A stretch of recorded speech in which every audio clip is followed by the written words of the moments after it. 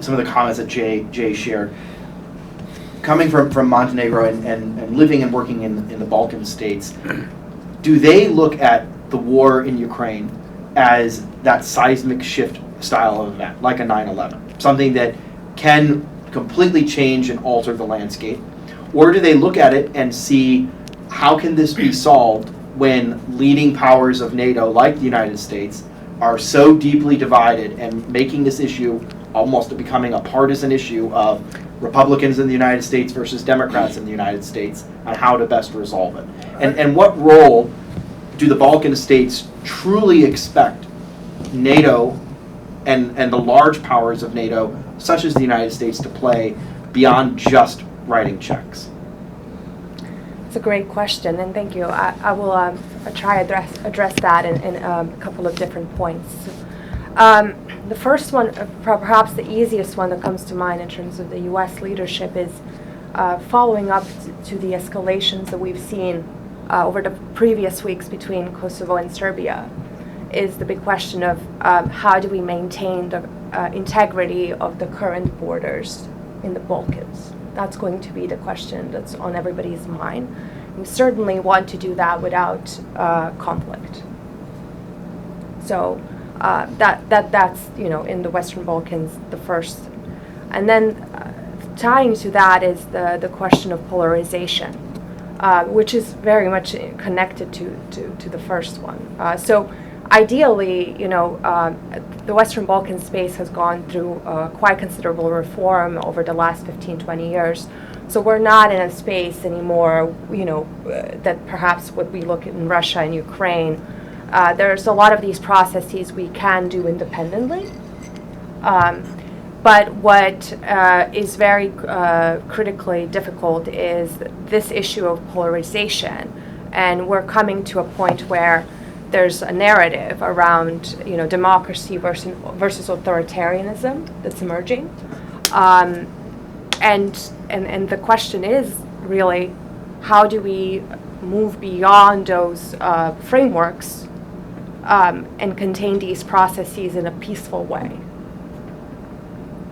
so that we're not in a situation where we're revising. And I think there's a strong commitment to democracy and democratic processes, and there's a strong commitment to NATO and being part of Europe, and that has been more the case since what has happened in Ukraine. I think the situation in Ukraine has really woken a lot of the countries in the Western Balkans to that there is potential crisis. Can I just usurp Absolutely. your power a little bit here, and because I think it's very interesting. The one person here at the table who has lived or lives currently in the part of the world where the American press has used this term to describe America currently, is they would refer to it as the Balkanization of the United States. In your experience and what you can bring to this discussion, what can Americans do to avoid the pitfalls of this separate arguments and I'm right, you have to be wrong, so those type of things. A lot of the things that we saw between a lot of the former Yugoslavian and Balkan countries. What can Americans do to avoid the pitfalls that part of the world went through? It's really interesting because when you look at the patterns, I did not expect this to come around full circle in some ways, because having seen that balkanization start, in the 90s, and then we have come to this place where, in Western Balkans the processes are very different now. But for here, I really think that the best way to sort of see it is to sort of try to maintain